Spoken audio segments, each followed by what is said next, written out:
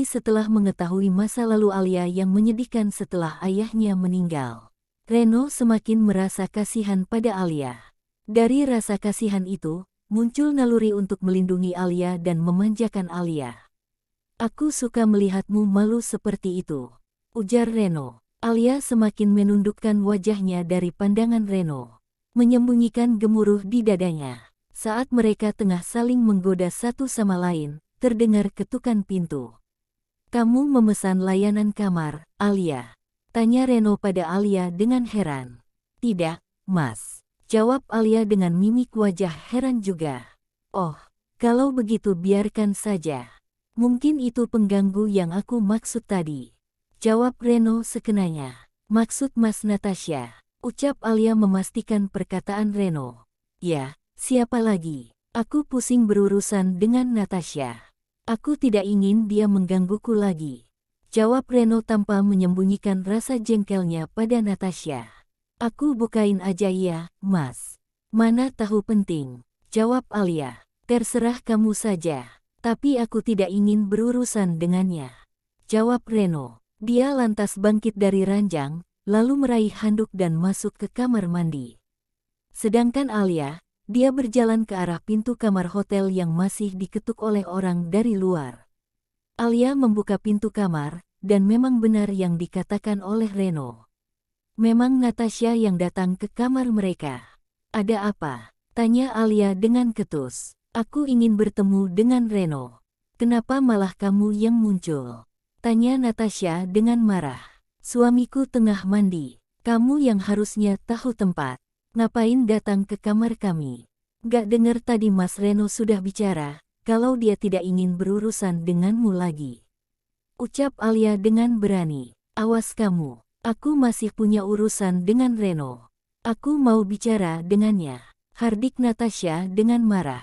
Karena dihalangi oleh Alia. "Dia lagi mandi. Apa kamu tuli?" hardik Alia dengan emosi. "Mandi apalagi dia jam segini? Tadi pagi aku lihat rambutnya basah, ngapain dia mandi lagi jam segini? Ini masih jam 10 pagi," jawab Natasha tak percaya. Alia tertawa renyah mendengar perkataan Natasha. "Kamu bodoh atau pikun? Ya jelaslah dia harus mandi lagi. Gak kamu lihat, ini rambutku juga masih basah. Kami abis bermesraan lah, makanya dia harus mandi lagi," jawab Alia dengan ketus. Dia sengaja memanasi hati Natasha karena tadi pagi, saat Natasha memeluk suaminya, sebenarnya Alia merasa cemburu dan keberatan. Tapi, dia terpaksa diam karena tidak ingin membuat Reno marah. Dan sekarang, dia sengaja berbicara seperti itu untuk memanasi hati Natasha. "Dasar perempuan ganjen," jawab Natasha dengan emosi. Dia terbakar cemburu mendengar apa yang dikatakan oleh Alia. Dia menginginkan Reno bermesraan dengannya bukannya dengan Alia. "Hahaha, sebenarnya siapa yang ganjen di sini? Aku lihat kamu juga abis kemaras. Aku tahu, pasti kamu abis ngapain-ngapain dengan Chandra bukan? Ayo, ngaku saja. Lebih baik kamu dengan Chandra saja. Dan jangan mengganggu Mas Reno lagi," ucap Alia dengan tegas. "Tidak akan pernah. Aku tidak akan pernah mundur untuk mendapatkan Reno kembali. Kamu yang harusnya minggat dari hidup Reno. Kamu cuma benalu," ujar Natasha dengan emosi. Saat mereka masih saja berdebat, Reno selesai dari mandinya. Dia mendengar perdebatan di antara Alia dan Natasha. Dia yang masih mengenakan handuk yang menutupi pusar hingga lututnya itu menghampiri Alia dan Natasha yang terdengar masih adu mulut. "Ada apa ini Alia? Kenapa malah adu mulut di depan pintu seperti itu?" tegur Reno pada Alia. Alia menoleh ke belakang dan melihat suaminya itu muncul hanya dengan menggunakan handuk. Dia pun langsung menghampiri suaminya itu dengan kesal. Dia tak rela, Natasha melihat keindahan tubuh Reno. "Mas, kok muncul nggak pakai baju sih?" tegur Alia dengan wajah manyun. Sedangkan Natasha meneguk salivanya melihat tubuh dari orang yang selama ini selalu dia impikan. Natasha tersenyum mesra menatap Reno. "Mas, aku kangen. Aku pengen ngajakin kamu jalan-jalan," ujar Natasha dengan tatapan tak lepas dari tubuh Reno. Dia sangat tergoda dengan pemandangan indah yang ada di depannya itu. Reno langsung menarik tubuh Alia ke dalam dekapannya. Dan dia pun menatap Natasha dengan lekat. Maaf, kami ingin melanjutkan acara bulan madu kami. Mohon jangan mengganggu, karena aku tidak memesan layanan kamar. Ujar Reno dengan tampang mengejek pada Natasha. Mas, aku bukan layanan kamar. Aku ini sengaja datang ke sini nyusulin kamu semata-mata ingin berdekatan denganmu. Aku sengaja ngikutin kamu liburan ke Bali hanya untuk berduaan denganmu. Tapi kenapa kamu malah asyik dengan perempuan miskin ini? Jawab Natasha dengan marah. Reno menyunggingkan senyuman mengejek pada Natasha. Dia langsung tahu, pasti kemarin saat Natasha pura-pura kehilangan dompet itu semua hanyalah akal-akalan dia saja. Untuk menarik rasa simpati dari Reno terhadapnya. Maaf, Natasha, aku tak berniat sedikitpun untuk menghabiskan hari denganmu. Aku lebih suka menghabiskan hari dengan istriku yang menggemaskan ini. Jawab Reno. Dia langsung mendaratkan sebuah kecupan lembut di bibir Alia. Hingga Alia kaget dan buru-buru menutup mulutnya, yang membuat Reno terkekeh geli. Sedangkan Natasha terlihat sangat marah. Dia sangat marah melihat Reno terlalu mesra pada Alia. Reno tersenyum kecil melihat wajah Alia yang berubah merah karena tindakan tiba-tiba yang dia lakukan tadi terhadapnya. Ada apa? Mau protes? Kalau protes aku tambah satu kali lagi kecupan tapi bukan hanya kecupan melainkan lumatan mesra. Ujar Reno sengaja menggoda Alia. Mas, ngomong apaan sih?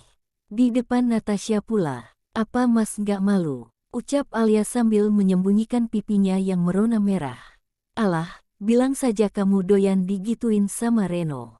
Dasar perempuan ganjen, teriak Natasha tidak suka. Dia sangat marah dan cemburu dengan tindakan Reno barusan kepada Alia. Bayang-bayang saat Reno dan Alia bermesraan muncul tiba-tiba di kepalanya hingga membuat dia semakin cemburu dan sakit hati.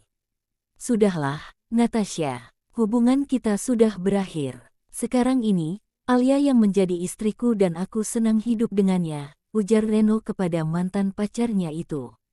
Reno sebenarnya setelah mengetahui semua alasan Natasha meninggalkan dirinya menjelang beberapa jam sebelum mereka menikah, sudah memaafkan semua kejadian itu. Dia tidak membenci ataupun marah lagi. Dia sudah merelakan semua itu. Dan dia juga sudah melupakan Natasha, rasa cinta di hatinya untuk Natasha sudah terkikis seiring waktu. Apalagi adanya Alia, yang selalu bisa membuatnya merasa panas dan bergairah. Getaran di dadanya saat menyatu dengan Alia, mulai menyadarkan Reno bahwa dia sudah jatuh hati pada istri penggantinya itu. Rasa yang awalnya hanyalah nafsu semata, mulai berubah dibumbui dengan rasa cinta yang muncul perlahan tak mampu dia tolak. Reno sekarang tak menyangkal lagi, dia sudah mencintai Alia tapi belum siap untuk jujur pada Alia dengan perasaannya yang sekarang. Yang kau rasakan pada Alia itu tidak cinta, Reno, tapi nafsu semata, jawab Natasha frustasi. Dia merasa semakin tak punya jalan lagi untuk meluluhkan hati kekasih hatinya itu. Sungguh, dia menyesali apa yang dia lakukan di masa lalu. Maaf Natasha, hubungan kita tidak akan pernah seperti dulu lagi. Apalagi jika kamu berharap untuk menikah denganku, karena aku tidak akan sudi mewujudkannya. Jawab Reno dengan enggan. Sungguh, dia merasa ingin terbebas dari gangguan Natasha. Tapi, Mas, aku benar-benar menyesal dengan apa yang aku lakukan. Aku berjanji akan memperbaiki semua keadaan ini. Aku akan menuruti semua perkataanmu, Reno. Aku mohon, kembalilah padaku. Ujar Natasha dengan suara parau karena putus asa tak digubris Reno kesungguhannya. Tak ada kesempatan kedua yang bisa kuberikan kepadamu. Lebih baik, lupakan diriku. Aku lihat, Chandra begitu mencintaimu. Lebih baik, kamu dengannya saja. Balas Reno tak peduli.